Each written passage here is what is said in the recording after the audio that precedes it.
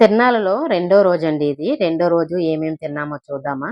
నేనైతే ఇడ్లీనే తిన్నానండి. ఇడ్లీ పెడుతున్నది ఇడ్లీ పెడుతున్నారు. ఇడ్లీ, వడ, చట్నీ, సాంబార్ అండి.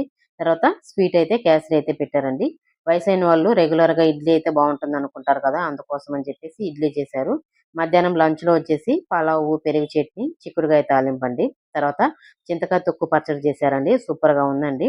అలాగే స్పాన్సర్ వాళ్ళొచ్చేసి రెగ్యులర్‌గా వైట్ రైసు, సాంబారు, పప్పు ఇవన్నీ కాకుండా పాయాసం ఇచ్చారండి.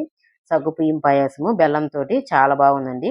నేనైతే ఒక కప్పు తిన్నాను. ఒక కప్పు ఇంటికి తీసుకెళ్ళానండి. తర్వాత లేట్‌గా తినొచ్చులే అని చెప్పేసి. అలాగే ఐస్ క్రీమ్ గూడా ఇచ్చారండి. ఐస్ క్రీమ్ అయితే ఫస్ట్ గ్రీను, తర్వాత పింకు, తర్వాత వైట్ ఇచ్చారండి. నేనైతే గ్రీను, పింక్ అయిపోయేదాకా ఉండి వైట్ అయితే తీసుకొని తిన్నాను. చాలా బాగుండిందండి టేస్టీగా ఐస్ క్రీమ్ అయితే. అలాగే వచ్చేసి మనకి ఈ సిస్టమ్ బాగుంది కదండీ! ప్లేట్‌లో ఏపిచ్చుకొని తినడం అంటే అందరూ తిన్నట్టుగా ఉంటుందండి. చాలా బాగుందయితే. అలాగే నైట్ వచ్చేసి పలావ్ అయితే చేశారు మళ్ళీ రెగ్యులర్‌గా. మీల్ మేకరు, మష్రూమ్ ఇలా మారి మారి వేస్తున్నారు. పలావు, వైట్ రైసు, సాంబారు, గెట్టిపప్పు అయితే చేశారండి.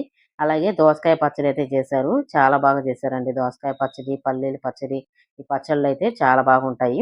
అలాగే ఆలు కుర్మా అయితే చేశారు. పలావ్‌కొచ్చేసి కాంబినేషన్ అండి. స్వీట్ వచ్చేసి మైసూర్ పాక్ అయితే పెట్టారండి. ఇలాగే వైట్ రైసు, సాంబార్ అన్నీ పెట్టారండి. చాలా బాగున్నాయండి. అన్ని వంటలు బాగున్నాయి. రెండవ రోజైతే నైటు పలావ్ అయితే బాగా టేస్టీగా ఉండిందండి. చాలా బాగుండింది. దానికి కాంబినేషన్ వచ్చేసి ఆలు కుర్మా అయితే పెట్టారు. అన్నీ బాగున్నాయండి. వంటలన్నీ సూపర్‌గా ఉన్నాయండి. సంవత్సరానికి ఒకసారి ఈ తిరునాళొస్తుంది గదండీ! చాలా బాగా జాలీగా, హ్యాపీగా అయితే ఉంది నాకైతే. ఎండలెట్టున్నాయో ఇది చాలా బాగుంటుంది. Okay friends. వీడియో గాని నచ్చిందంటే ఒక లైక్